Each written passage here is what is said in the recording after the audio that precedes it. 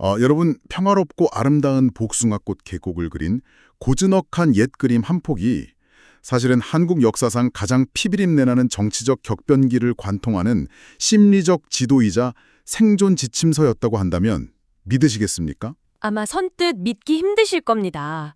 저도 처음엔 이게 무슨 소린가 했거든요. 맞아요. 오늘 우리가 함께 뛰어들 심층 탐구의 주제가 바로 이 지점입니다. 15세기 조선의 밤. 그중에서도 예술과 정치, 그리고 한 인간의 지독한 생존이 얽혀있는 이야기죠. 네. 오늘 우리 앞에는 아주 흥미로운 자료들이 놓여 있습니다. 시각적인 압도감을 주는 안견의 목류도원도 이미지부터 시작해서요. 당대 최고 지식인들의 심야 토론 기록, 그리고 가장 건조하지만 뼈아픈 팩트만을 남긴 조선왕조실록과 인물사전도 있죠. 그렇죠.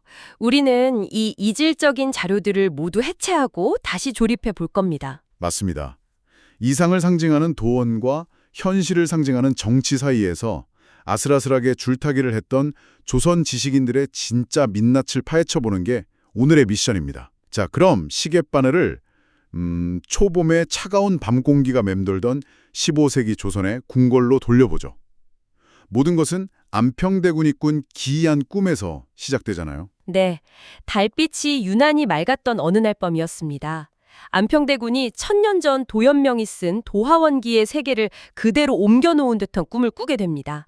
길을 잃은 어부가 복숭아꽃이 만발한 평화로운 이상향을 발견했다는 그 유명한 이야기 말이죠. 정확합니다. 대군은 꿈에서 깨자마자 날이 채 밝기도 전에 당대 최고의 화원이었던 안견을 급히 부릅니다. 새벽에 자다 말고 불려간 거네요. 네, 그렇죠. 안견에게 아직 먹냄새가 마르지 않은 붓을 쥐어주면서 꿈을 잊기 전에 당장 그려야 하네, 이렇게 막 재촉을 한 겁니다. 와, 사흘 밤낮을 뜬 눈으로 지새웠다고 하던데 그렇게 탄생한 게 바로 이 몽유도원도인 거군요. 맞습니다. 이 그림은 가로로 긴 두루마리 형태인데 시선의 이동에 따라 완전히 다른 세계가 펼쳐지도록 철저하게 계산되어 있어요. 제가 제공된 그림의 해상도를 높여서 구도를 좀 자세히 뜯어봤거든요. 이거 정말 기가 막힙니다. 화면 왼편이 유난히 먹빛이 짙고 바위들이 막 날카롭게 솟아있어요. 보기만 해도 숨이 턱 막히는 험준하고 거친 현실의 산이랄까요. 네, 아주 날카롭죠. 그런데 거기서 시선을 어떻게 옮기느냐가 핵심입니다. 맞아요. 시선을 오른쪽으로 천천히 옮기면 물안개가 스르륵 엷어지면서 복숭아꽃이 흐드러지게 피어나는 환상적인 계곡이 등장하잖아요. 마치 약간 현대의 VR 헤드셋을 처음 썼을 때의 감각과 비슷해요. 오, VR 헤드셋이요? 그거 아주 흥미로운 비유네요. 네, 처음엔 흑백에 삭막하고 거친 다큐멘터리 화면 속에 서 있다가 고개를 오른쪽으로 돌릴수록 화려한 CG로 구현된 완벽한 판타지 세계로 쑥 빨려 들어가는 느낌이랄까요? 가까운 현실은 날카롭게 닫혀있고 먼 이상은 부드럽게 열려있는 구조더라고요. 그 시선의 이동이 주는 시각적 충격이 바로 안평대군이 의도한 바였습니다. 여기서 우리가 주목해야 할 디테일은 안견이 이 거대한 화폭을 채워나가면서 가장 마지막에 붓을 댄 곳이 어디냐는 겁니다. 어딘가요? 저는 산맥 쪽일 줄 알았는데? 아닙니다. 안견은 오른편 계곡에 핀 복숭아꽃 한 점을 가장 늦게 그림이 완성되기 직전에 콕 찍어 놓습니다. 왜 그 작은 꽃잎을 마지막에 그렸냐고 묻는 대군에게 안견은 아주 멋진 대답을 하죠. 오, 뭐라고 했나요? 꿈은 끝날 때 가장 선명해지기 때문입니다. 라고 답합니다. 이게 단순한 풍경 묘사가 아니라는 증거거든요. 와, 꿈은 끝날 때 가장 선명해진다. 약간 소름 돋았어요. 그렇죠. 그리고 그림 속 도원에는 사람은 한 명도 보이지 않지만 누군가 방금 전까지 머물다 간 듯한 미묘한 온기가 스며 있습니다. 도화원기의 어부는 도원을 빠져나온 뒤 다시는 그 길을 찾지 못했잖아요. 네, 길을 잃어버리죠. 하지만 남평대군은 그림이라는 물리적인 길을 남김으로써 자신의 이상향을 현실의 공간에 영구적으로 박제하려 했던 겁니다. 하긴 꿈을 혼자 간직하면 그저 신기루로 휘발되지만 눈에 보이는 형태로 그려내어 남들에게 보여주면 그것은 곧 강력한 정치적 메시지가 되니까요. 그래서 안평대군은 이 두루마리 그림을 집현전 학사들과 문인들에게 돌려가며 보여주잖아요. 네, 맞습니다. 그리고 마침내 우리가 주목해야 할 그 서늘한 심해 토론이 벌어지죠. 흔들리는 촛불 아래에서 그림을 쫙 펼쳐놓고 벌어진 토론이요. 세 사람이 나란히 섰다고 기록되어 있죠. 네, 꿈의 주인인 안평대군, 눈빛이 매서운 신숙주, 그리고 오늘 이야기의 핵심 인물인 한 살 아래의 젊은 학자, 양성 이해입니다. 여기서 침묵을 먼저 깬 건 신숙주였어요. 그림 왼편에 그 날카롭고 거친 봉우리를 가리키며 아주 단호하게 한마디를 던지죠. 네, 신숙주는 이 산은 정치입니다 라고 선언합니다. 정치요? 그림 속에 있는 산을 보고 갑자기 정치라고요? 그러니까 오른편의 도원은 넓게 열려 있지만 그곳에 도달하려면 반드시 시선을 가로막고 물줄기를 감추고 있는 저 험준한 산맥을 통과해야만 한다는 뜻이었습니다. 조정에서 자신의 뜻을 펼치기 위해 가장 먼저 넘어야 할 거대한 문턱, 즉 치열한 권력 투쟁과 현실의 벽을 산으로 읽어낸 것이죠. 이야, 산을 권력투쟁으로 보다니. 그런데 그 말을 듣고 있던 젊은 학자 이해는 전혀 다른 해석을 내놓잖아요. 맞습니다. 이해는 그 거친 산이 정치이기 전에 기억이라고 반박합니다. 기억이요? 정치와 기억은 전혀 다른 영역의 단어 같은데요. 이해의 논리는 이렇습니다. 안평대군이 태어나 지금까지 살아온 궁궐, 수없이 읽고 외웠던 학문의 글귀들, 만나고 부딪혔던 수많은 사람들, 그리고 왕족으로서 지켜야만 했던 무거운 입. 아, 그동안 쌓아온 삶의 무게 같은 거군요. 네, 그 거대한 삶의 기억들이 산처럼 첩첩이 쌓여 현실의 자아를 가로막고 있다는 겁니다. 그 짓누르는 기억의 산맥을 온전히 통과하고 나서야 비로소 그 이면에서 도원이라는 꿈이 열릴 수 있다는 아주 철학적인 통찰이었죠. 근데 잠깐만요. 솔직히 여기서 약간 딴지를 걸고 넘어가야겠습니다. 산은 그냥 산 아닌가요? 아, 그렇게 생각하실 수도 있죠. 아니, 화가가 홍석 풍경을 재현하다 보니 바위의 붓터치가 좀 거칠게 나갔을 수도 있는데 거기에 대고 이건 정치다 아니다, 이건 내면의 기억이다 라면서 핏대를 세우는 건 너무 과도한 의미부여처럼 보입니다. 하하, 그렇죠. 막 캔버스에 점 하나 찍어 놓은 걸 보고 온갖 우주의 섭리와 실존주의 철학을 끌어다 붙이는 현대의 미술 평론가들처럼 말이죠. 꿈을 그린 산소 한 폭을 두고 왜 이렇게 무거운 논쟁을 벌여야 했던 걸까요? 현대인의 눈에는 지적 허영이나 과도한 해석으로 보일 수 있다는 점 충분히 이해합니다. 하지만 15세기 조선의 성리학적 세계관으로 들어가 보면 이야기가 완전히 달라집니다. 아, 세계관 자체가 다르다는 건가요? 네, 당시 지식인들에게 예술, 특히 산수화는 벽에 빈 공간을 채우는 인테리어 소품이 결코 아니었습니다. 그것은 그 사람이 세상을 바라보는 이치, 즉 도가 시각적으로 투영된 거울이었어요. 산의 배치, 물의 흐름 하나하나에 우주의 질서와 인간의 도리가 담겨 있다고 믿었죠. 아, 그림 자체가 철학이었네요. 그렇죠. 신숙주가 산을 정치로 본 것은 그의 내면이 세상을 향한 권력과 성취욕으로 가득 차 있었기 때문이고, 이해가 그것을 기억으로 본 것은 그가 인간의 내면과 철학적 본질에 더 집중하고 있었기 때문입니다. 내가 보는 것이 곧 나 자신이라는 거군요. 맞습니다. 정치는 기억 위에서 움직이니 결국 같은 말일 수 있다는 이해의 덧붙임은 결국 사람들은 누구나 예술이라는 거울 속에서 자기 앞에 가장 큰 산을 마주하게 된다는 뜻이었습니다. 와, 안평대군 스스로도 토론 끝에 자신이 아직 그 거친 산을 완전히 넘지 못했다고 씁쓸히 인정하고 말죠. 그림 하나로 서로의 내면 깊은 곳에 자리한 두려움과 욕망까지 꿰뚫어 보았다니 단순한 예술 감상이 아니라 일종의 심리전이었네요. 맞습니다. 아주 치열한 심리전이었죠. 그렇다면 여기서 우리의 시선을 양성 이해라는 인물의 실제 삶으로 돌려보죠. 그림 속의 거친 바위산을 내면의 기억이라 부르며 이상향을 논했더니 낭만적인 젊은 학자. 현실에서는 대체 어떤 삶을 살았을까요?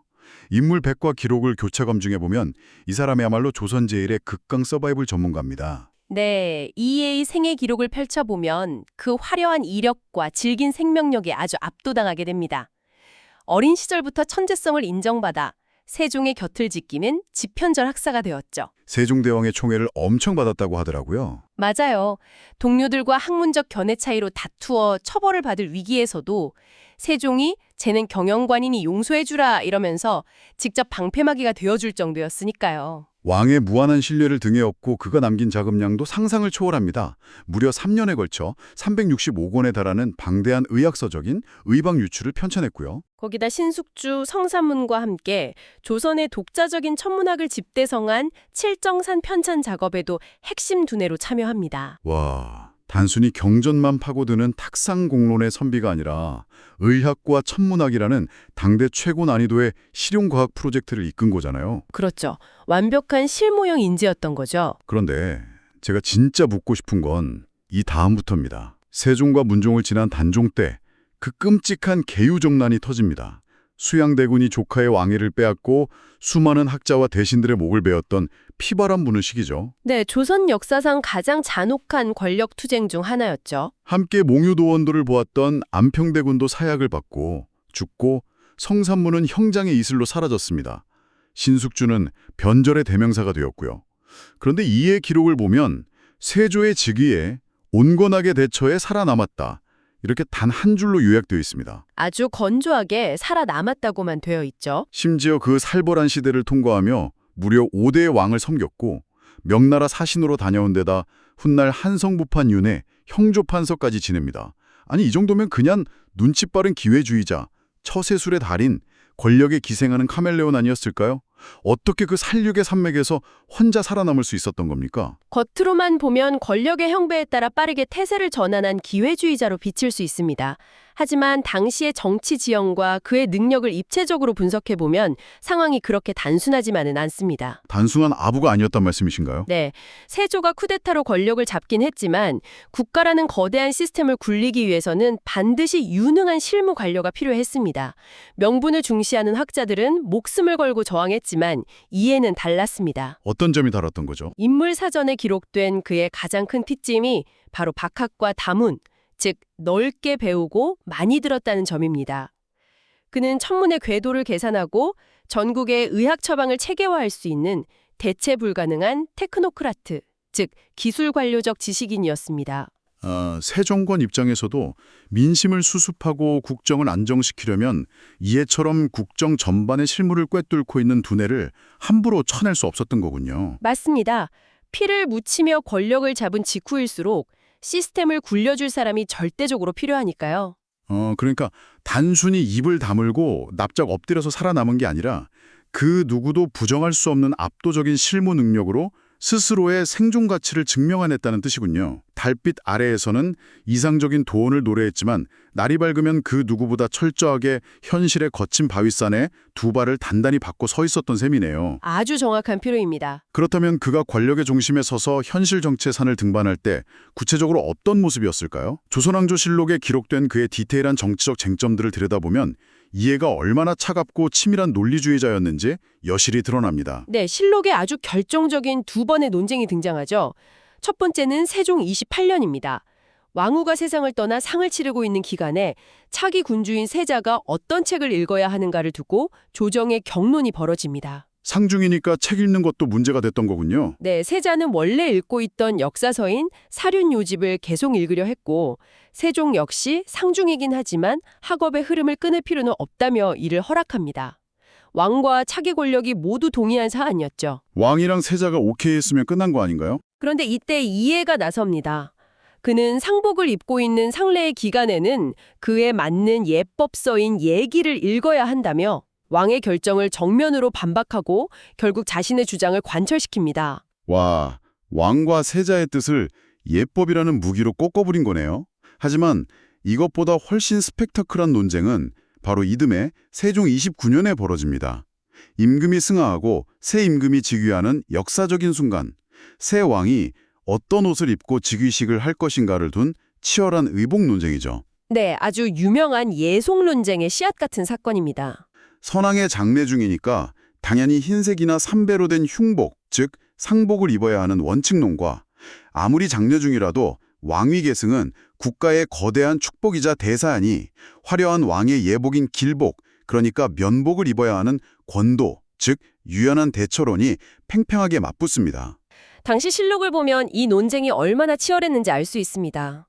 조선의 대신들은 중국에 내로라야 하는 사상가들의 학설을 총동원하며 두 갈래로 찢어집니다. 거의 사생결단 수준이더라고요. 네, 소씨의 같은 학자는 상복을 벗고 화려한 길복을 입는 것은 어떤 핑계를 대더라도 옳지 않다며 예절의 정도를 고집했고, 반면 주자는 비록 선군의 상중이라 할지라도 왕위를 물려받는 것은 국가의 근간이 흔들릴 수 있는 중대한 일이므로 군주의 위엄을 엄격히 세워야 한다며 권도를 주장했죠. 이 지점에서 현대인인 우리는 강한 의문이 들 수밖에 없습니다.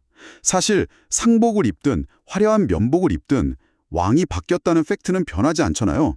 형달 관점에서는 그렇게 보일 수 있죠. 바쁜 현대를 살아가는 사람들의 시각에서 보면 옷차림 하나를 두고 조정의 대신들이 편을 갈라 싸우는 이 모습이 너무 소모적이고 비효율적으로 보입니다.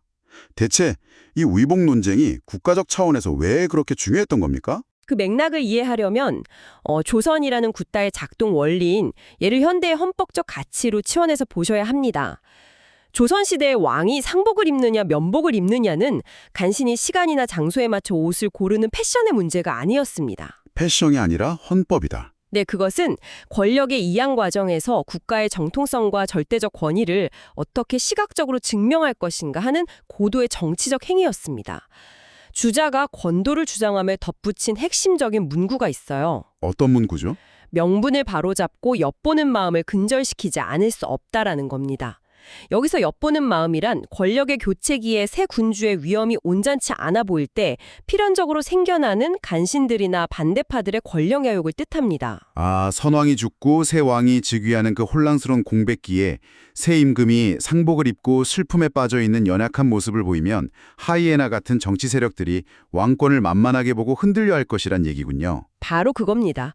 따라서 즉위식이라는 단 한 번의 결정적 순간에는 개인의 슬픔을 뒤로하고 가장 화려하고 엄숙한 군주의 예복을 입음으로써 내 권력은 한치 흔들림도 없다는 것을 대내외에 선포해야만 했던 겁니다. 와, 이 치열한 논쟁의 한복판에 지편전 부수찬이었던 이 예가 등장하는 거네요. 네, 그는 원칙주의자들을 향해 소공과 필공 같은 역사적 원로들의 사례를 던지며 판을 뒤집습니다. 한나라, 당나라, 명나라 등 역대 제국의 새 군주들이 즉위할 때 모두 길복을 사용했다는 명백한 문헌적 근거를 들이민 것이죠. 데이터로 압살을 해버린 거네요. 네, 이 예는 이렇게 일갈합니다. 이것은 슬픔을 참지 못해 바쁘게 서둘러서 신뢰를 범한 게 아니라 국가의 억조창생을 책임지는 큰일 앞에서는 엄격한 제도를 따랐던 것이다. 라고요. 결국 이해를 필두로 한 실용주의자들의 주장이 채택되어 새 임금은 즉위식에서 화려한 면복을 입고 왕좌에 오르게 됩니다. 머리가 쭉 뼈서는 대목입니다. 이해라는 인물은 군주 개인의 슬픔이나 감정보다 국가 시스템의 안정과 군주의 위험이라는 명분을 최우선으로 두는 지극히 차갑고 현실적인 정치가였네요. 네, 감정보다는 시스템을 선택한 거죠.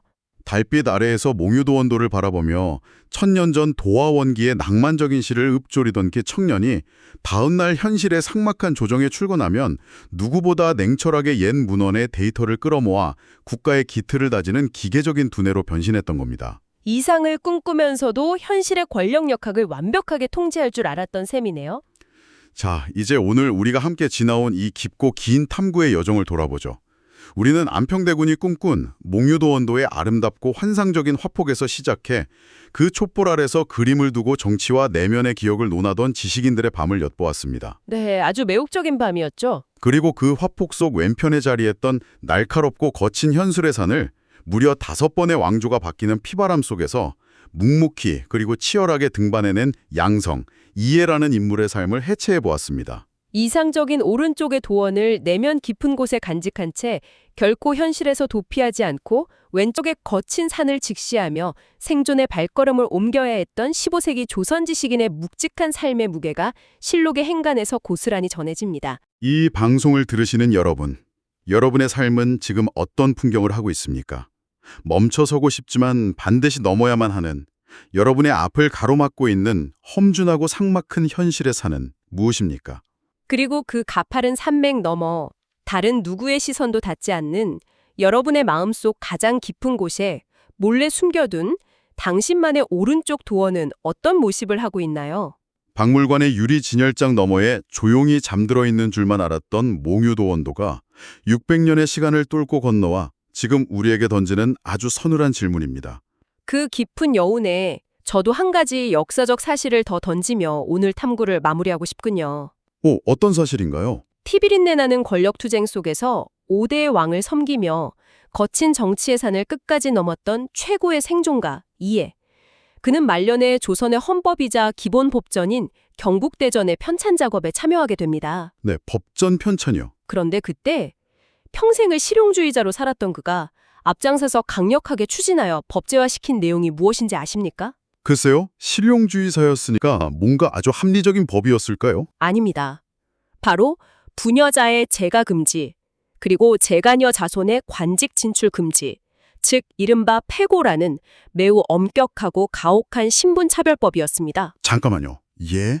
아니, 인간의 내면을 이해하고 그림 속 텅 빈 보원에서 누군가 남기고 간 따뜻한 온기를 읽어냈던 그 철학적이고 낭만적인 학자가 후대 사람들의 삶을 옭아매는 그렇게 가혹하고 차별적인 법의 설계자였다고요? 산맥을 넘고 넘어 마침내 권력의 정점에 섰을 때 어쩌면 그는 국가의 기틀을 다진다는 명분 아래 또 다른 수많은 사람들에게는 평생 갇혀 지내야만 하는 혹은 태어나는 순간부터 절대 넘을 수 없는 거친 현실의 바위산을 자기 손으로 직접 세워버린 것은 아닐까요? 아, 진짜 충격적이네요. 이상을 향한 인간의 순수한 꿈과 체제를 유지하려는 현실 정치의 억압은 이토록 지독하게 한 사람의 삶 안에서 뒤엉켜 있습니다. 처음엔 그저 아름다운 예술작품으로만 보였던 목류도원도의 거친 바위산이 오늘 밤엔 유독 무겁고 서늘한 그림자로 다가올 것 같습니다. 시간 속에 박제된 화석인 줄 알았던 그 역사의 산이 어쩌면 지금 이 순간에도 누군가의 앞을 가로막는 거대한 장벽으로 굳건히 서 있을지 모른다는 생각과 함께 말이죠. 오늘 심층탐구는 여기서 마치겠습니다. 거친 현실의 산을 오르며 당신만의 도원을 찾는 그 험난한 길에서 결코 길을 잃지 않기를 바라며 다음 시간에도 우리는 흥미로운 자료들을 한가득 안고 가장 깊은 곳으로 다시 뛰어들겠습니다.